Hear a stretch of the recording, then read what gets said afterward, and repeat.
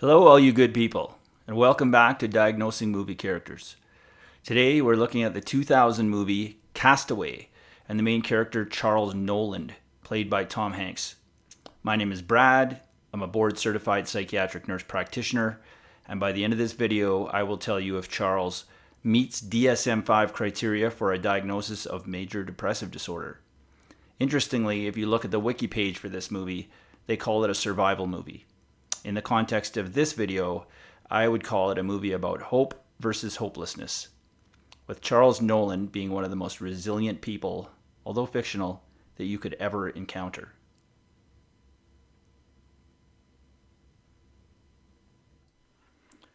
So the first thing we're going to do is look at the DSM-5 criteria for major depressive disorder. An individual must have one of the first two criteria checked off, and then a total of 5 out of these 8. And they must significantly impair their functioning. That can be at home or at work, family life. Let's go through them. Starting with feeling down, depressed, or hopeless. Reduced pleasure and interest. So one of those first two at least, if not both. The reduced pleasure and interest, that's an interesting one. Example being that someone might love soccer and they normally go out and play a lot of soccer with their friends. They start to get into this depressed feeling, and then over time find themselves saying no more and more often, to the point where they essentially stop going out and doing that activity and really not feeling like that's going to be something that's going to make them feel good. Next, we're going to go with unintentional weight change. That can be an increase or decrease in their weight, slowing of movement or thought, fatigue or loss of energy, feelings of worthlessness or guilt, decreased concentration or indecisiveness. Other people would probably see that. And then suicidal thoughts, or a plan or some activity to further that sort of thing. Here he is on his first day on the island. He's gathered together the life raft from the airplane, a couple of FedEx packages. You'll see that he'll gather up more as the movie goes on, as they wash up on the beach. He's hoping to be able to return those still, thinking that the chance of rescue could be imminent. Here he's going to call for help.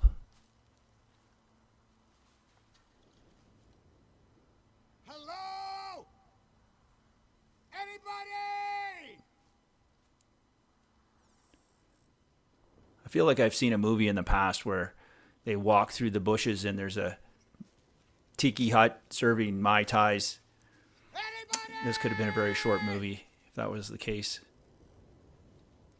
But his hope remains high. He's feeling like he's doing what he needs to do to try to be rescued as quickly as possible. And like I said, either both gathering up those packages with the hope of returning them to the appropriate people, and now looking, his fiance is definitely an anchor that helps him remain solid through the movie. Here he is. He was actually taking a leak in the ocean there and sees this little tiny light blinking off in the distance, indicating there was a ship going by, and gets pretty excited. Again, if we're measuring his hopefulness, it's probably pretty high right now. He gets excited thinking that there's a chance he could get rescued very quickly. Unfortunately, very quickly realizes the futility of what he's doing,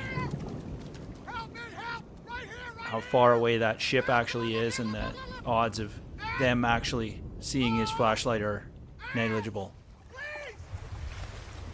This is just the next morning after he was frantically waving that flashlight on the beach. He's trying to escape the island on the life raft and perhaps row his way out to where the ships might be. I believe the movie makers wanted the implication here to be that these waves are insurmountable there's no way that he can escape the island at this point with the equipment and raft that he has. Gets injured pretty badly on the coral there. His hope level decreases dramatically. This is an important scene regarding his level of hope. You can see that he's running out of water, hasn't really figured out how to gather it efficiently. Also, he has all these packages that he's been collecting as they get washed in by the tide. And he was planning on saving all those and delivering them at some point, but at this point he decides they're more important that he use them for his survival. All but one are opened at this point. So here's Charles drawing his fiancée Kelly. Kind of looks like the Grinch, if you ask me, but She's much prettier in real life. he thinks she's beautiful, and then he's going to look at her picture. She's still what's getting him through all of this. Here he's calculating the size of the search area based on where the plane went.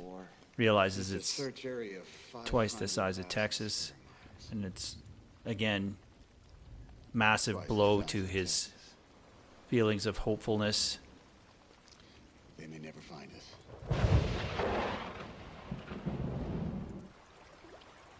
This scene is 4 years later.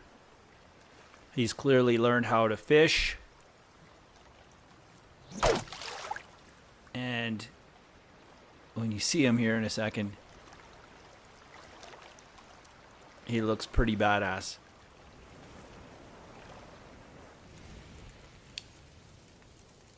Here, he's preparing his raft, and he's making rope out of tree bark and talking to Wilson, his volleyball, about how he could get this extra rope. Turns out that a year earlier, so 3 years into his stay on the island, he had decided that basically he was never going to escape, and the only thing he could really control is how and when he would die. So he made 30 feet of rope into a noose, tied it to this tree, and put it around the neck, as it were, of a log that looks an awful lot like a person. You'll see as he pulls it up here, it does kind of look like a head and arms and a body. And so he dropped that off the ledge, and it broke the tree limb. So he was originally thinking that, this was the only thing he would be able to control, is when and how he died. He was sure he would die on the island. But after the failure and after the tree limb broke, he realized that he couldn't even control that and just needed to keep on surviving. This seems like a good time to get back to our DSM-5 criteria for major depressive disorder. We're going to be talking about 3 years on the island. The last scenes I showed you were at 4 years, but he talks about this suicidal incident being a year earlier than that. So we're going to talk about that time. When we look at the criteria, if you recall, he has to have one of the first two. Did he feel down, depressed, or hopeless? Certainly he felt hopeless. He felt like he was never going to escape the island, and that the only thing that he could control is when or how he died. That's a definite yes on that one. Reduced pleasure and interest in activities that he used to enjoy. Really just can't measure that one, and there's no evidence to show that that's the case. Unintentional weight change. If we look at the video where he was fishing, or the other one where he was climbing around, he has definitely lost some weight unintentionally. So we would go and tick that. Oh, wait. No, he wouldn't. He lost that weight because he has been on a desert island eating only fish and perhaps coconut. So unintentional weight change that they're referring to here in the DSM-5 criteria would be a weight change due to someone feeling depressed. If it was a weight loss situation, that person is laying around in bed, can't motivate themselves to get up and cook themselves a meal, maybe not even to get up and pour themselves a bowl of cereal. And And so some people in those situations will lose some weight. The DSM-5 criteria just weren't created for somebody who is stranded on a desert island. So this is where, as a provider, I need to use my thinking cap and decide whether or not this is an appropriate one, and I am not going to tick this. Slowed movement or thought, there's actually no evidence of that. He actually seems to be thinking clearly and quickly. Fatigue or loss of energy, again, no evidence, even with his diet that's basically a high protein diet. Feelings of worthlessness or guilt, I see no evidence of that in the movie. Decreased concentration or indecisiveness. He's actually fairly decisive, and his decision to test the hangman's noose showed that he is making decisions, even if they're not necessarily, good ones for his longevity. And then finally, suicidal thoughts or a plan of action. Obviously, he had thoughts, he made a plan, and he created that noose. And so that's a definite yes. But when we look at all these criteria put together, although he has one of the first two and he has the last one, and those are very serious, he would not meet the definition of major depressive disorder based on the DSM-5 criteria. So that's kind of a fun one in that respect, that he certainly looks like he would. And a lot of people would tell you that if somebody has suicidal thoughts even, let alone a plan, let alone acting on it, and also major degree of hopelessness, they would just grant him that major depressive disorder right off the bat. But if we're sticking with the criteria here, I'm going to say he is not depressed. Hey, I want to say thanks for those of you that stuck around for this episode of Diagnosing Movie Characters. I thought this was a fun one, especially based on the fact that he had such drastic hopelessness and definitely ticked off the suicidal thoughts, actions box, and yet he was not, by the DSM-5 criteria, would not be considered to have major depressive disorder. So stick around for future episodes. We'll do some other diagnoses, but this one's been great, and I want to leave you with just over a minute long. It's probably the reason why, or one of the main reasons why, Tom Hanks won the Oscar for this movie.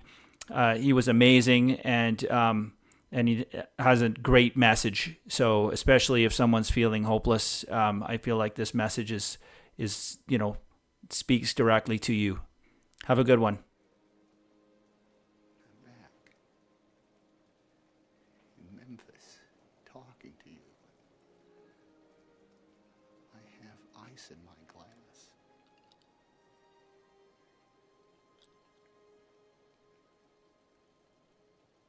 And I've lost her all over again.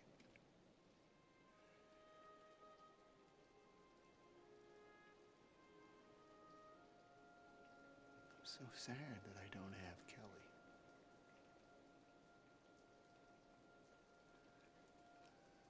But I'm so grateful that she was with me on that island.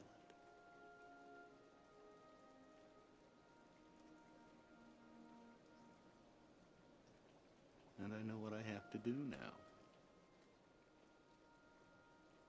I gotta keep breathing.